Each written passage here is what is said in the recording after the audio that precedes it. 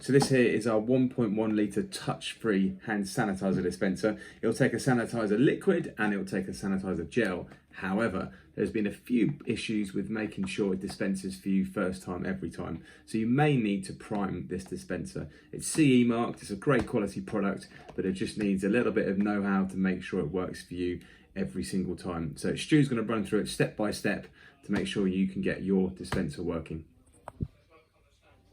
We're going to show you how to prime your touch-free dispenser if it's not working when you get it. First thing to do, open it up. As you'll see, it's going to go off. The reason it's going to go off is because it's sensing the sensor on the underside of the lid. Push the two grey clips, there's one either side, and the batteries are disengaged. No need to completely remove it.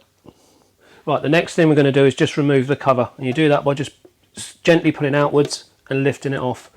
There's two holes here and two pins located underneath here that go in the holes. The reason we're doing this is when we prime it, you're going to fill the inside of the lid up with fluid. You need it out of the way. Next thing to do is to remove the cap. With a jug, or whatever you decide to use, just place a small amount of liquid into the dispenser. Up here you'll see the mechanism, which will go up and down, but it won't at the moment because the batteries are disconnected.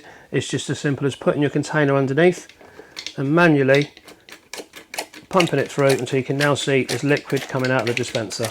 That's primed. You'll see air bubbles in here. If you only use a small amount of liquid, you just pump a small amount through and then you can put your product in on top. The first couple of dispensers will get rid of the liquid that's out, and then from then on it will siphon through and work properly. Next thing to do is replace the cap, but when you replace the cap there's a piece that you can get hold of. Make sure that's at the front because it'll be easier to get it off next time. You want it at the front, not on the side or the back. Okay, the next step is to simply replace the cover, locating the two round holes on the two pins. We're now going to assume that you filled this reservoir up with whatever liquid you wanted before you've replaced the cap. The next thing you need to do is place your thumb there, start to close the lid. Once you get to that point, the sensor mechanism underneath the dispenser won't sense the lid. It will only go off, should only go off once when you shut it. Click the battery shut, so you hear it click, shut the lid. You can then put your hand underneath and it will dispense the last amount of water that we've got in it, followed by the liquid that you've now put in, and it's pumped and primed and ready to go.